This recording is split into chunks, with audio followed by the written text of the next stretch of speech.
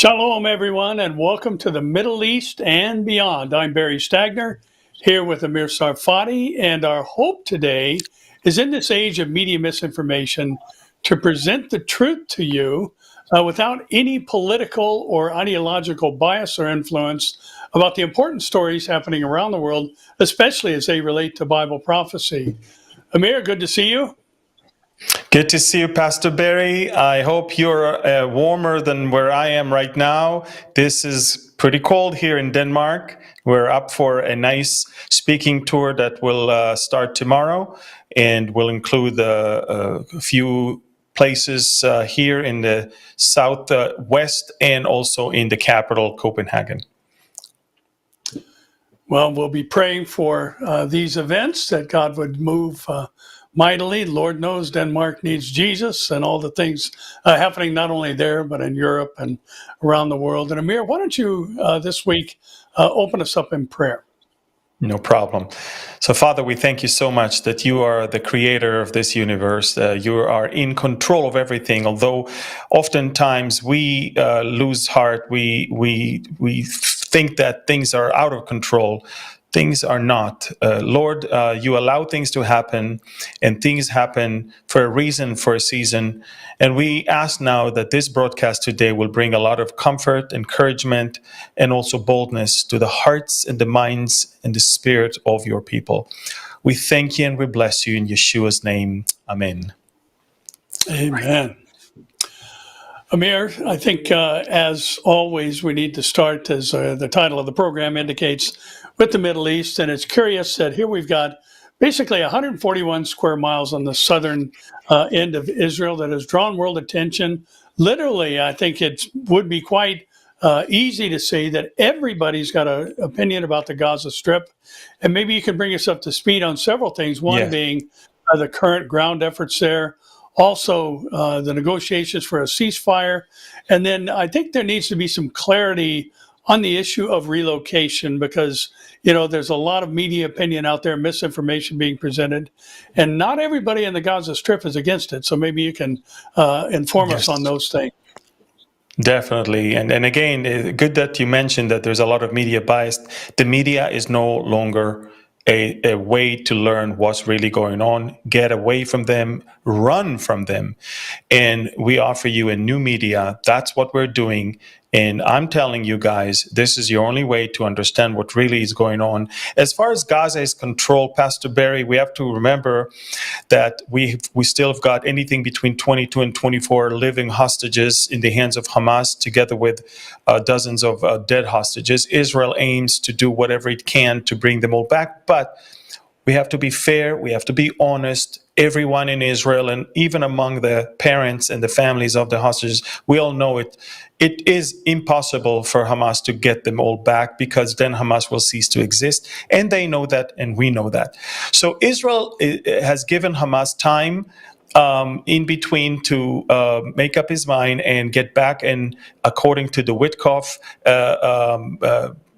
arrangement and to release 10 to 11 living hostages, and then about half of the dead hostages, and then we're going to enter into negotiation of the final status of what's going to happen. And of course, remember, to begin with, for Israel, one of the main goals of the war is to disarm Hamas and to topple Hamas from being the ruler in Gaza. That is the one thing Hamas will never allow himself to do. Hamas cannot justify its existence without being armed and without being in control.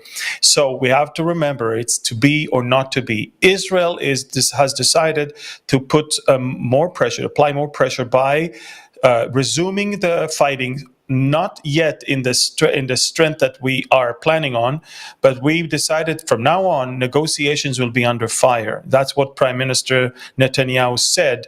And right now we're attacking mostly from the air, but also armored forces are already entering, and we are touching the untouchable things in the first round of our maneuver in Gaza. We're going after their political leadership. We're going after people that disguise as journalists, but are not. They're actually terrorists. We know that they're on the list of Hamas, they get salaries from them. We know, payroll, and we know exactly what they do also. And the last thing, we'll go after their vehicles, supposedly, civilian vehicles, the infamous white pickup Toyota trucks that, out of the blue, popped out and were used even in the humiliating releasing ceremonies of our hostages.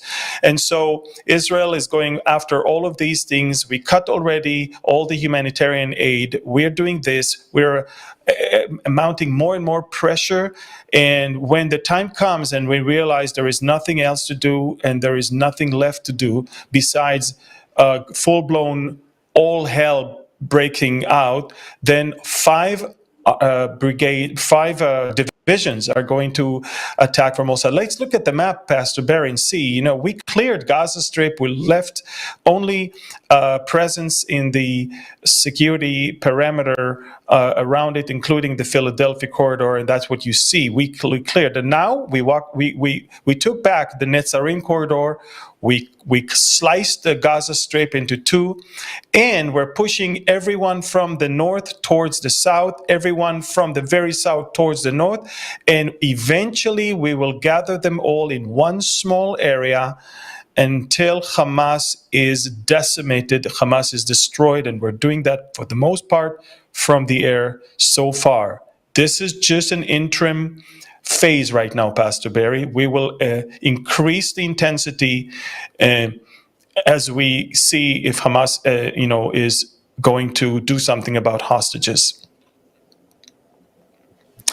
Yeah, and Amir, maybe you can address the relocation issue, the immigration into other countries of members of the Gaza Strip, and some of the animosity that's been created by that, when the reality is there's a little bit of a different perspective from many of those who actually live in the Strip. Exactly. Well, first of all, in all conflicts, the world encourages people in conflict areas to leave that area, and millions of Syrians fled to Europe and Turkey, and the world said nothing about that. Even the Gazans, in the latest Gallup poll that was released, we see that more than 50%, look, you're 38 plus 14, we're talking about 52% are saying that they're ready to either move temporarily or for permanently. And then others, 4% more, are saying that they might stay but get the rest of their families out of Gaza.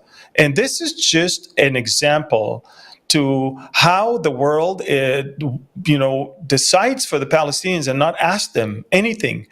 No one wants to live in Gaza, and the reason is very simple. It's uninhabitable.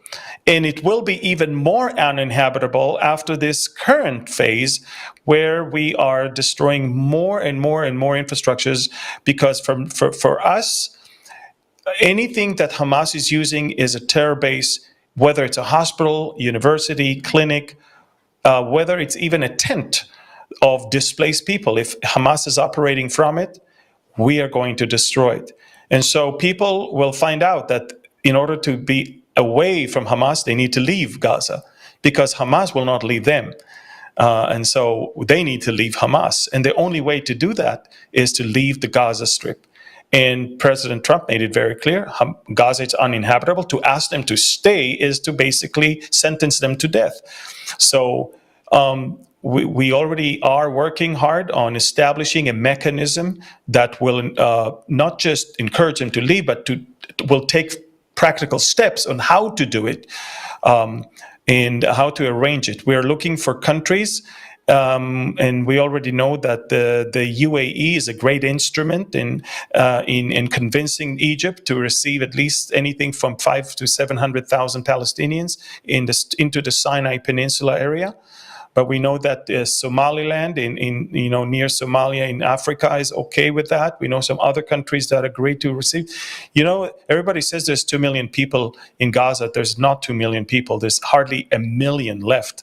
So if Egypt will receive 700,000 and others will get 300,000 left, even Jordan and others, this is it. It will allow us to go in and destroy Hamas forever. As long as Hamas is there, there will never, ever, ever, ever be peace and quiet and calm in that area. Yeah, very true. Well, we've also got things happening in Turkey, and there's a rather curious set of circumstances going on there, Amir. And I couldn't help but think of how this is kind of a global situation. We had Erdogan have arrested his major opponent in the upcoming presidential race, the mayor of Istanbul. And, here we've got the unrest that's happening, much like what we've seen in the past in Iran and other countries over the people who are currently in control. And I think one of the elements of this that is crucial to understanding the prophetic narrative and what's happening in our world is I think that this is contributing or at least indicating to the fact that people all over the planet are dissatisfied with those in leadership. They're tired of war. And here you've got somebody we know that's going to rise up from the revived Roman Empire, that's going to be a man with answers, a man with solutions, a man with a peace plan that is going to bring satisfaction to the whole world. And, many of the people are, basically accusing Erdogan, tens of thousands of people marching in the streets, seeing this as it's been dubbed a legal assassination of Turkey's democratic opposition. And, this isn't the first time this has happened in the country. And, looking at these things, Amir, I think we need to remember that all of these things are contributing factors to what's going to take place in the future. And watching, this unrest in Iran, watching what has happened there in the recent years and the put down of these efforts to bring about a regime change, who knows where this is going to go.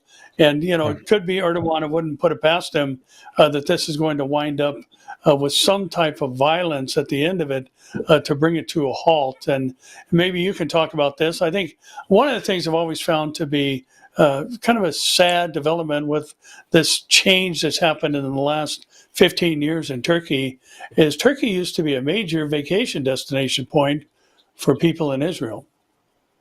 Correct. Turkey was one of our best friends. Turkey was, before Erdogan was considered secular. They loved Israel. Israel collaborated with them on the levels of military intelligence, and a lot of trade. And Israel helped them a lot. Ever since Erdogan was elected, remember, Erdogan is a member of the Muslim Brotherhood. And I have to say something that might sound harsh, but I will say it. The snake is not just Iran. The snake has two heads. It has Iran and it has Turkey. Two different two different opposing Islamic factions, but both of them wants to destabilize the Middle East in order to bring about the end of Israel. Make no mistake. We do not trust Turkey under Erdogan. We do not trust Turkey in its aim to expand and to bring back its glory of the Ottoman Empire. We do not, and as far as I'm concerned, they are as untrustworthy and dangerous as Iran is. Make no mistake. And as far as I'm concerned, Trump's attempts to appease Turkey and to normalize things with Turkey, I believe they're wrong. I believe he will soon see that as soon as Turkey will feel America is weak, Turkey will change gears and move towards coming up against us. Now, I don't know if Erdogan is going to be toppled or not, but whatever I know is that it's not going to get better for us. Whoever, if it's Erdogan who stays in power, and he can because he's brutally crushing all of his opponents, he already arrested in the last 48 hours at least 2,500 people. He has brutally, he sent his police to be so brutal. I mean, I have so many videos of how they treat the protesters. And these are not armed protesters.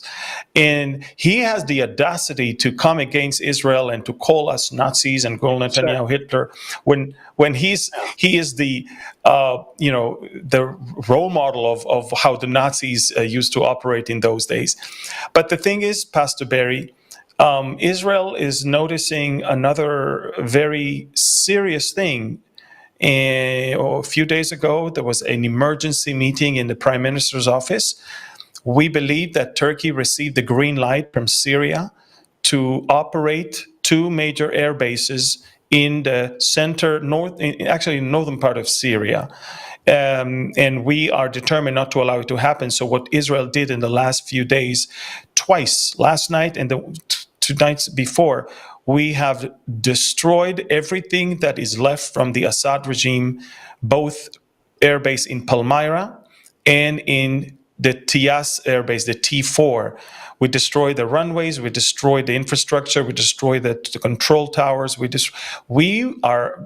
We're very serious about not allowing the Turks to take control over these air bases and create a Ramstein type size and functionality air base in miles away from Israel.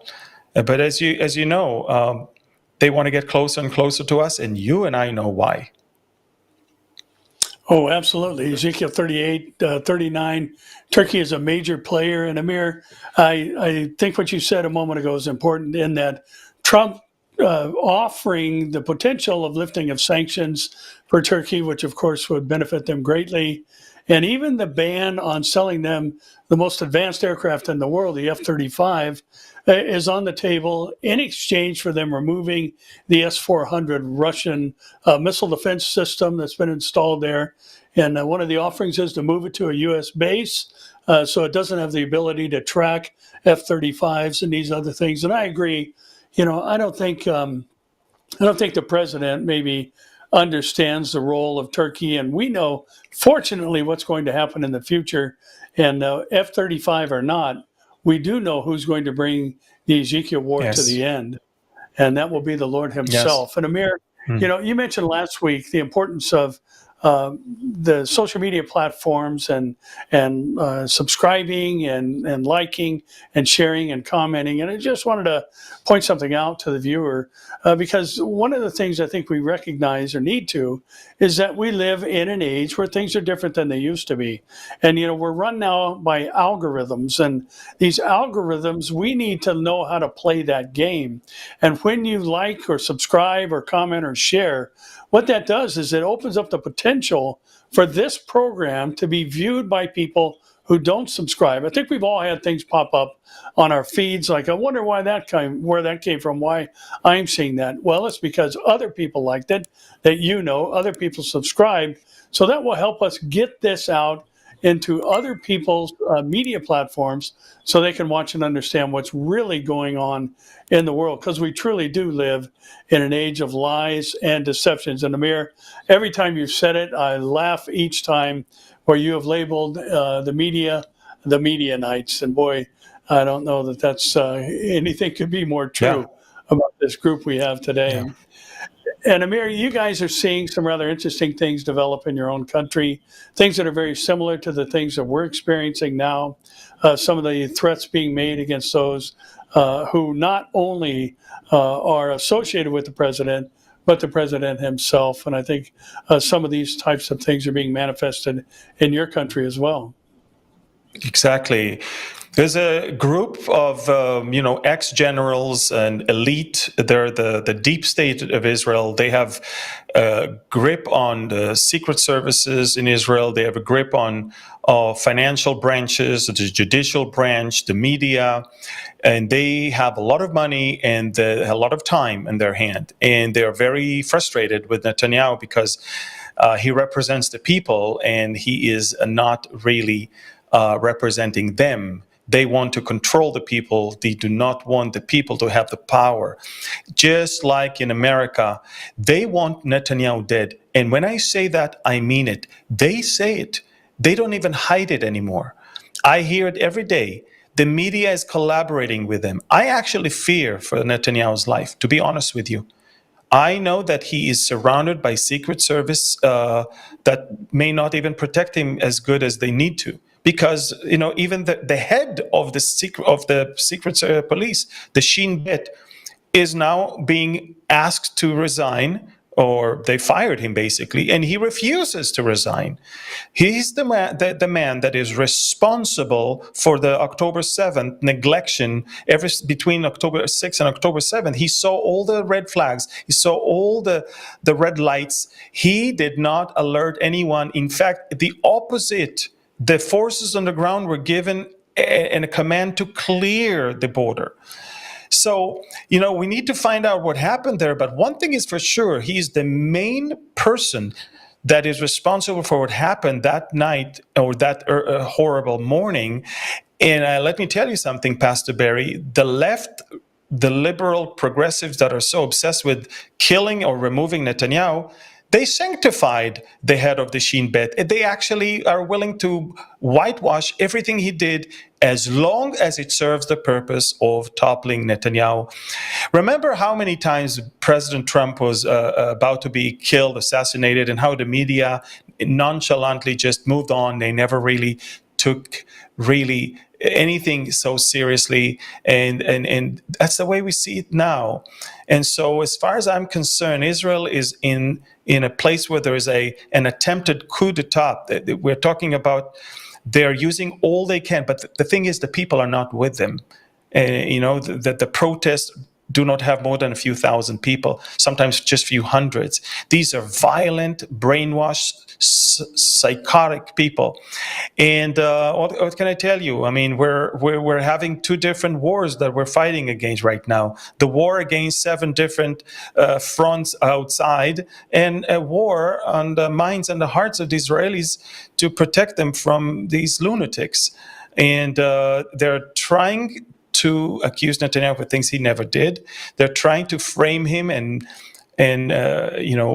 fabricate things against him or against people around him. It's not working. It's not working. So it's very sad to see that. But I will conclude what I'm saying with one thing, Pastor Barry. You just talked about the times and the seasons which we live right now. Seeing the hatred of so many to Netanyahu and the willingness to accept anyone as long as he's out makes me understand how easily the Antichrist will be received by so many Israelis when he will rise. And as far as I'm concerned, it's troubling, but at the same time, we can see it coming. We know it will come, and we need to remember before his rise, our departure comes. Yes, and that's reassuring and comforting. And, Amir, we're seeing so many similar things here in our country. And, Jesus talked about in the last days, lawlessness abounding. And there's a reckless abandon for the rule of law in our country. And, it's a class 4 felony to threaten the president of the United States. Mandatory jail time, potential capital punishment if there's efforts made. But, this is just swept under the rug by people who would prefer that he is not in office, even in positions of political power. And I think we are living in the last of the last days because lawlessness is definitely abounding around the world. Mm-hmm. And Amir, but we have to, things are go for it. Yeah, I just wanted to say that apart from the war we fight all around us, we're still having war that is waged within Israel. I mean, we just had a terrorist that attacked a soldier, grabbed his weapon, and then started shooting at driving cars. And it was 5 minutes from Connect. In fact, one of our senior video editors, she just drove by this place 2 minutes earlier. And you can see in the backdrop of where it happened, my hometown. It's just right there where I live, right there where Connect is, right there in the heart of Lower Galilee. And we are having so much to fight and so much of the real enemy to deal with. And these lunatics, all they do is just waste our time and energy on fighting the fights between the Jews rather than the fight that we need to fight against our enemy. So it's rather sad. But remember one thing, Barry. Golda Meir said that pessimism is not a luxury that Jews can afford to have, and we are considered the 8th most happiest nation in the world, even though we have war. I mean, this is the latest poll from a few days ago. Of course, the Scandinavian countries are at the top of the list, but we're number 8 out of almost 200 countries, way ahead of Canada and America and most of the rest of the Western European countries and all of that. And why is that? It's because we see beyond it. We see beyond it, and I'm glad that pessimism is not a luxury we can afford to have. Yeah.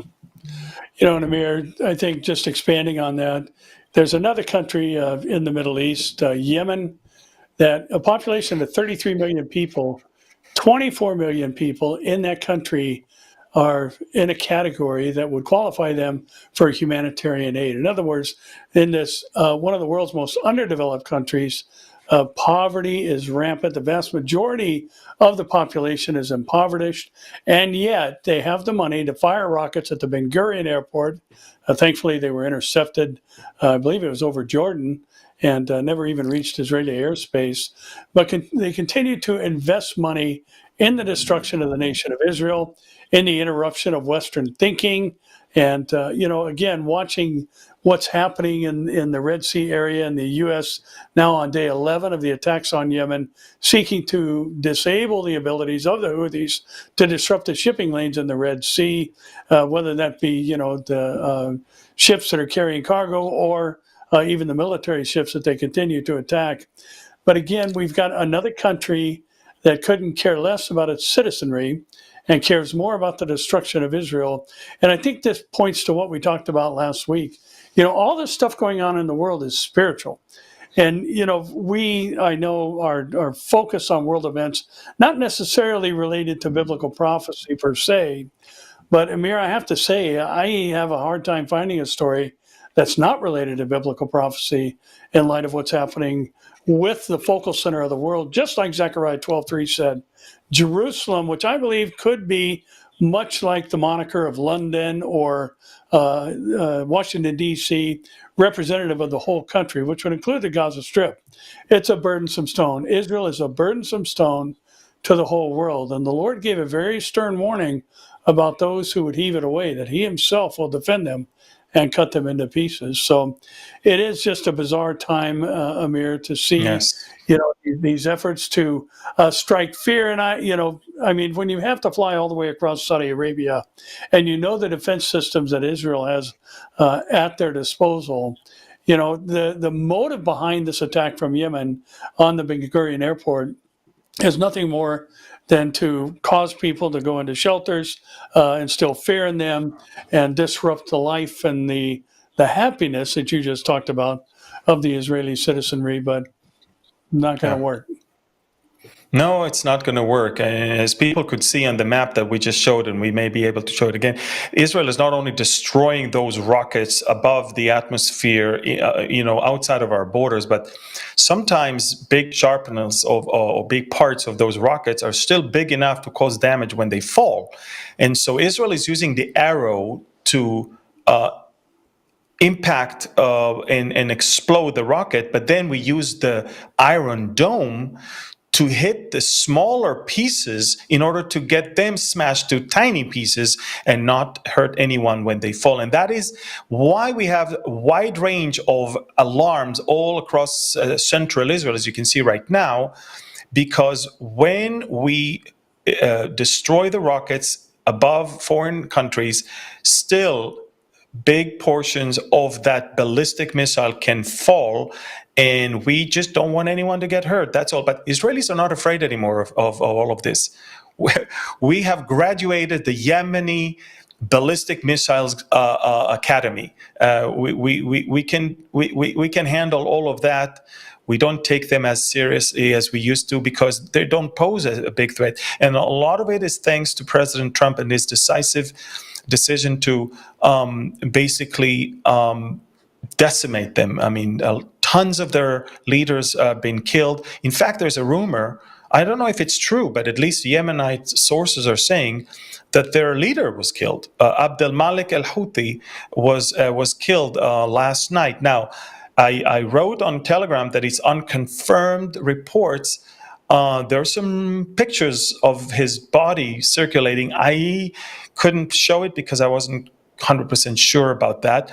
But I'm just going to tell you, don't be surprised if you hear in the next few hours that he himself has been killed also. And America is doing a great job right now, and it's completely different than what you guys did during the Biden administration.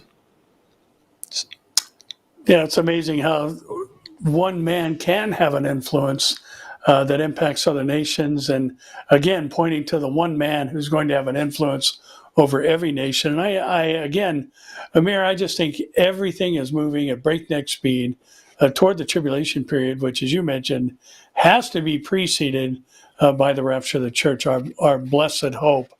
And, I couldn't help but think regarding our next story, the old adage that floats around that a fool never learns.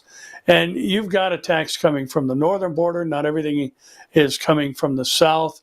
But the Lebanon continues to be host to Hezbollah, and Hezbollah continues to fire rockets at Israel. Maybe you can talk about that a little bit. Yeah, early Saturday morning, few rockets, in fact, 5 rockets were fired from Lebanon towards Israel, surprised the northernmost city of Metula.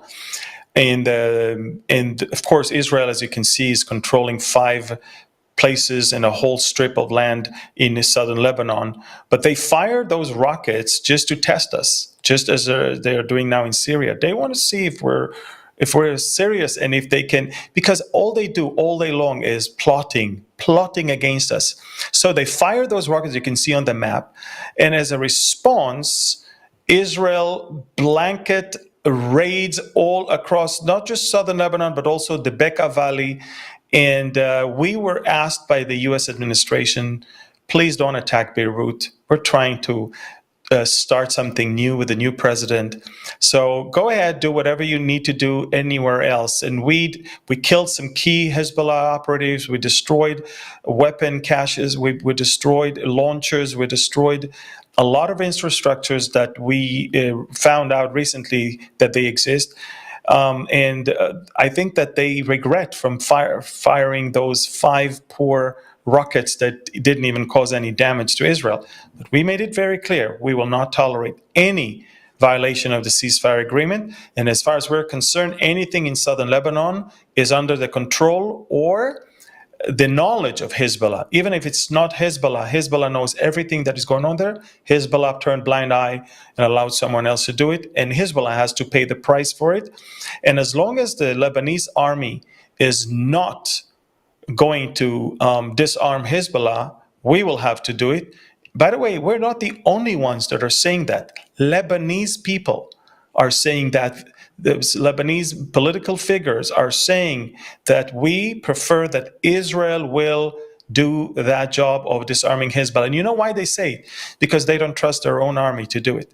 Because they know that their army is compromised. They know that their army is afraid of Hezbollah. It's a fear that is instilled in them for years. And so they say, you know what? The only country that is willing to do what is necessary to do in order to bring down Hezbollah is Israel. And, Prime Minister Netanyahu said in a recent interview a couple of days ago that when he looked at how Nasrallah operated and the way Nasrallah received his decisions, he actually realized that it's not Iran that is moving and shaking Hezbollah and causing Hezbollah to do things, but in many shapes and forms, it's Hezbollah that was causing Iran to do things. Nasrallah was a very, very powerful figure. His elimination is a big blow, and the elimination of all of their leaders, big blow. And now it's time to get rid of all of their weapons and all of their lower level commanders and soldiers and make them understand that it's time to pay the price and let Lebanon move forward towards normalization with Israel, because that's the only way Lebanon can flourish. If Hezbollah is weak or gone, and they have normalization or even peace agreement with Israel. And Amir, I think one of the things that we're all watching with discouragement, and we've talked about it a lot of times, is why there's no U.S. presence in Bible prophecy. And I've been reading a book on the history of, it's called the Anthropic Cosmological Principle, and basically it's talking about what philosophers, what scientists, and what theologians have determined the purpose of man to be in the whole of this creation. One of the things that I ran across, I actually found it to be quite surprising, is a comment by Albert Einstein, and that's a name known all over the world.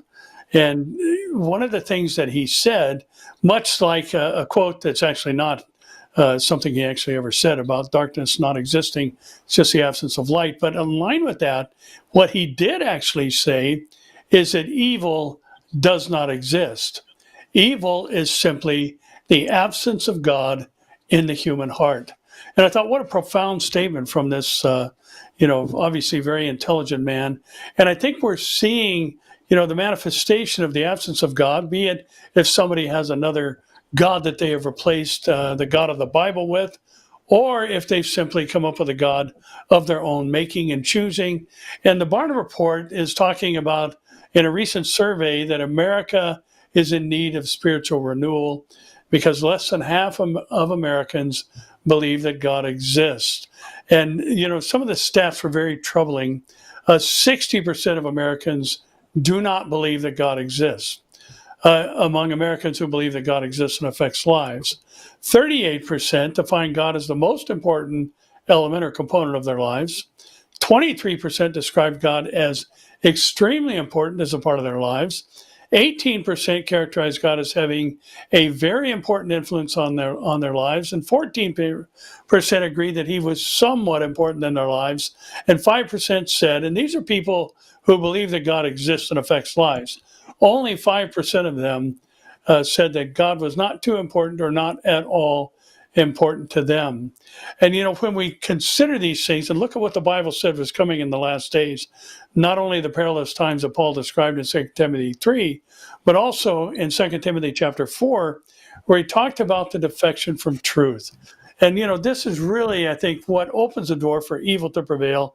And I think Einstein was spot on. And I don't know what his spiritual leanings were, but obviously he believed in God.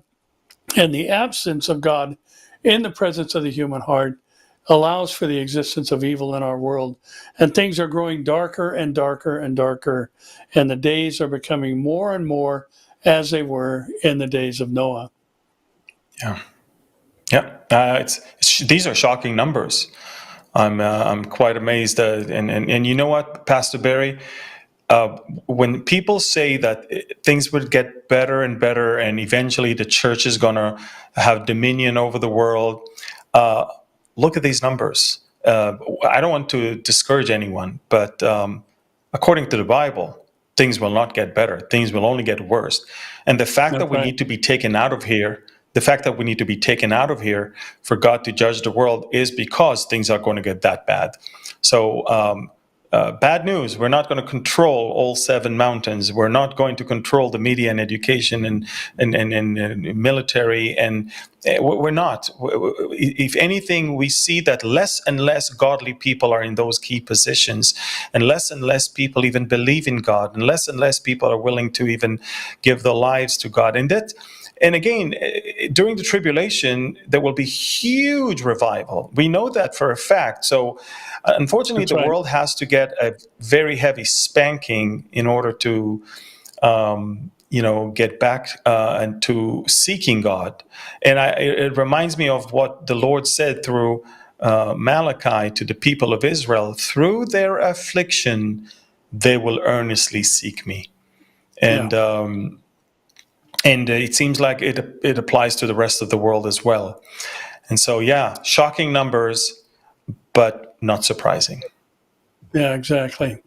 And Mir, another story I think that gives us an indication of our proximity to the tribulation. So we know a lot about what's going on. We've all heard about what's going on with Tesla dealers and owners. And a man said that he was shot at while driving his Tesla in Lowell, Massachusetts. And, considering, these things, I think the takeaway from it and all that we're seeing, the FBI issued a warning to Americans to exercise extra vigilance at Tesla dealerships and charging stations after multiple arson attacks. But, what we have, Amir, as far as the takeaway regarding Bible prophecy and what's coming, is that you now have people who are willing to harm other people's property or personage because of their association with another human being. And, this whole, all the rhetoric floating around about Elon Musk and all the things that he is trying to do and bring about that are viewed in a negative perspective. There's going to be a group of people during the tribulation because of their association with someone that being Jesus, that they are going to be eliminated by the Antichrist and his regime. So I have to say, as I mentioned a moment ago, we are so close to the Lord coming for us. We've got, the violence filling the earth as it was in the days of Noah. Jesus talked about pestilence, and we've got that happening now. There's a story that the CDC reported that there is an urgent threat about a new fungus that has been found and spreading rapidly, and it's drug resistant on top of that. And this is what the Lord was talking about, where he mentioned in Matthew 24, 3-8, that there will be a series of things that are normal in the progression of life, but they will take on a birth pang-like progression as we near his coming for the church. And, watching these things happen, and this Candida auris, an antimicrobial resistant threat, is antifungal, resistant to antifungal drugs, making it hard to treat once infection occurs. And the numbers are some 30% who have contracted this fungus by contact have died. Now, the vast majority of them had pre-existing conditions. But again, we see plagues, pestilence happening. We see the violence of man. We see the hatred of people just because of who they're associated with. I have to say, I think Jesus is coming soon.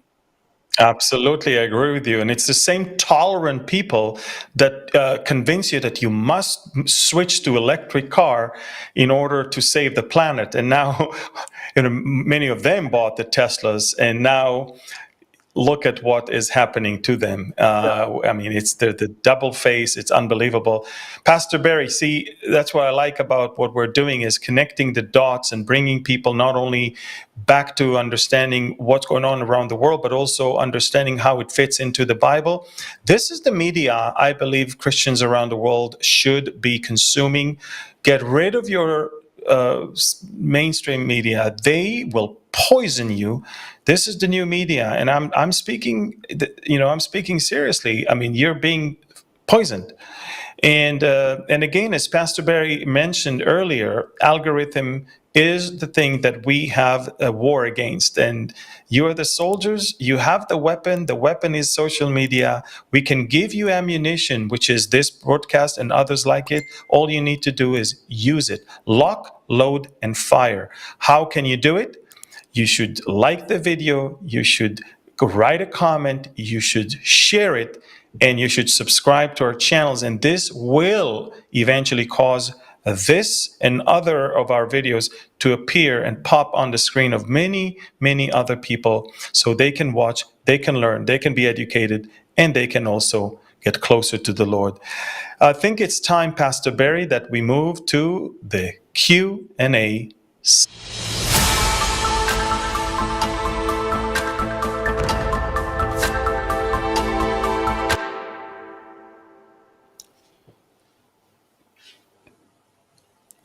Go ahead, Pastor Barry. I think you have the questions, yeah? Yes, I do. Yes, I do. I was just reading them. Sorry for the delay. Monroe wants to know about Iran meeting Trump's deadline of 2 months to reach a new nuclear deal. And also, there's protest about the return of Prince Reza Pahlavi. And will this have any effect on the Ayatollah? And maybe you can address these two things. Yeah, look, I love the royal family of the Iranians, and they're wonderful people. But I have some bad news, and the bad news is biblically, Iran will come against Israel. Iran will be part of the axis of evil. Iran will be part of the Ezekiel war. And the bad news is that if that's going to happen, then I don't see how the regime in Iran is going to change for something better that loves Israel and supports Israel. I truly believe that Iran will never, ever give up their nuclear program, because that's their insurance policy. I think that they will do whatever they can to drag their feet. They are the masters of negotiations, the master of deception, and the master of the art of the deal.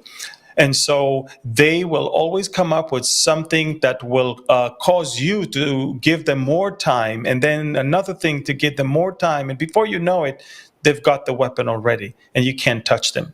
So I believe that what we're about to watch right now is a mind game.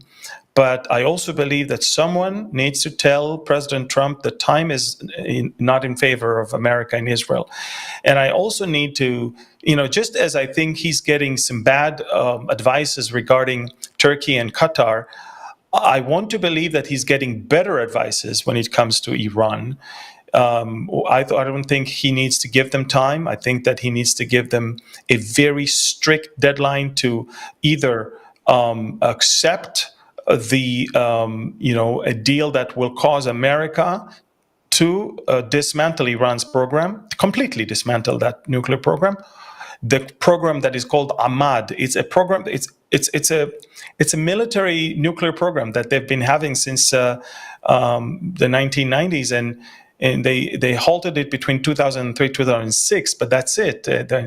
They continue with it all until today. In Israel, in 2017 or 18, I think, exposed them when we brought the nuclear archive all the way to Tel Aviv, and we sent the president, the White House at that time, President Trump, copy of everything.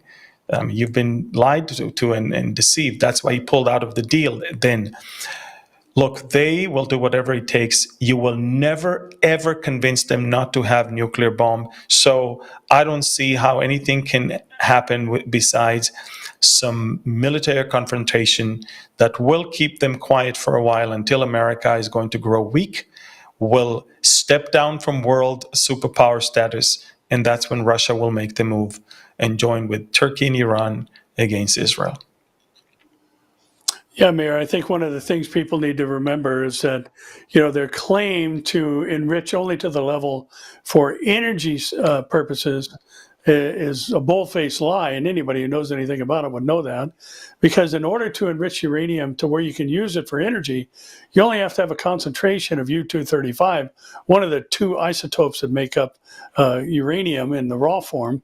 It's 3 to 5%. And there's all kinds of stories about how much they have at 60%, and that's a plateau that allows them to just in a very short time enrich up to 90%, which is the weapons grade. So, as far as, giving up their nuclear program, it's too late. They're already at a place where they could just in a couple of weeks have a 90% enrichment. Remember, every day, every hour that passes, the centrifuges still spin. Just remember that. Yep. And Amir, there's some players that are also mentioned in the Ezekiel war scenario, but they aren't in the adversarial position, but they are in the protest position.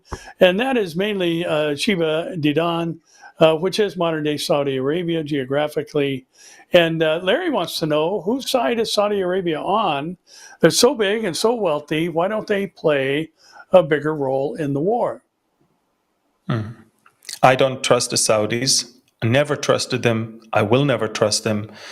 I just think that it's for their benefit and it's their interest to be at the side of the one that will be better to protect them and help them. That's all. It's all about their interest. And remember, the Saudis they played a key role in the 9/11 preparations, and remember, they're not nice people. Look, I'm not one of those people that is mesmerized by the claims of Mohammed bin Salman. Yeah, I'm not. Still, Saudi Arabia would, they come to some African countries, and instead of donating to them hospitals and schools, they want to donate to them mosques. And you and I know what mosques are all about. They are becoming a hub for terrorists. So as far as I'm concerned, I always take them with a grain of salt. I'm not someone who trusts them. But again, I rather have them on my side than against me. I mean, and in the Middle East, it's all a matter of interest. It's all a matter of, you want that the enemy of your enemy will be your friend. And that's it. And so that's what it is. Unlike, by the way, the UAE, which have already proved to all of us that they are against the Muslim Brotherhood, and they're against the anti-Semitism, and they will not tolerate any teaching like that in their schools or any preaching like that in their mosques. And they're producing the best ambassadors. Look, I'm not for Islam, but the best ambassadors for Islam are from the UAE. And just so you know, so I'm just saying, as far as I'm concerned, if there is one country in the entire region of the Arabian Peninsula that I am, in favor of, and I have no problems being there and walking there and feeling very safe there, is the UAE. Yeah, Amir, I think what people don't often realize is the reason that there are diplomatic overtures toward Israel by the Saudis is because of the shared animosity for the Iranians. So you've got a Sunni nation and Shia nation, and both have an eschatology, both want to put the caliph in position and have a global caliphate with their brand of Islam in charge. And really, that's the heart behind these efforts on the Saudis' part. Vicky wants to know, Amir, when is the next election in Israel? Will Netanyahu be able to remain in power? We kind of addressed that earlier, but maybe you can at least give an update on when something potentially could happen. Well, just a few hours ago, Netanyahu secured a smooth completion of his term by securing a vote for the budget of 2025-2026. So he basically passed it in the government first and then in the parliament, although the crazy leftists tried to block physically the entrance to the parliament, but they failed. The budget passed, and there is no fear that his government will be toppled by a no confidence vote. The fear was that maybe the budget will not pass and that it will immediately topple the government, but that, of course, hasn't happened. I believe that Netanyahu can finish his term by the end of 2026, and early 2027 there can be elections. As far as I'm concerned, the left cannot wait. They cannot wait. They want him out now. And a lot of them are using the families of the hostages. They're using it. They're using that card, and they're saying, oh, he wants to kill the hostages, keep them there. But when you ask them, what if all the hostages are back, but Netanyahu stays prime minister for 5 more years? Then they'll tell you the truth. They'll tell you, okay, no, then keep the hostages in Gaza. They said that live on radio.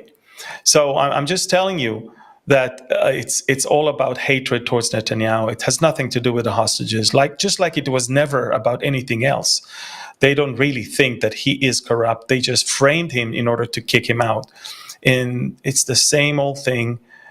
They called it, the judicial reform, which now every Israeli understands we need to have. The judicial reform was framed as a revolution, the end of democracy, and they really caused fear among many Israelis. And now everybody understands it was a hoax, and it was all political.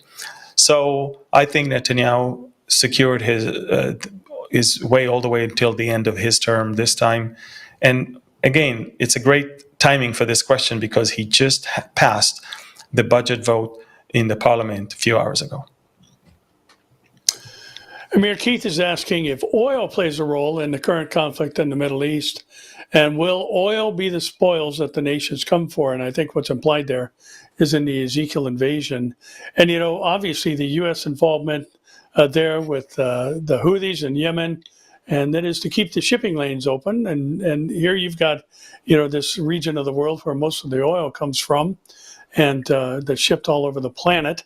And so therefore, without question, what the U.S. is doing, their involvement, is to keep oil prices from being destabilized, and seeing what happened under the previous administration happen again, where you've got these huge gas prices. We were touching on $7 here per gallon in the U.S. there for a while.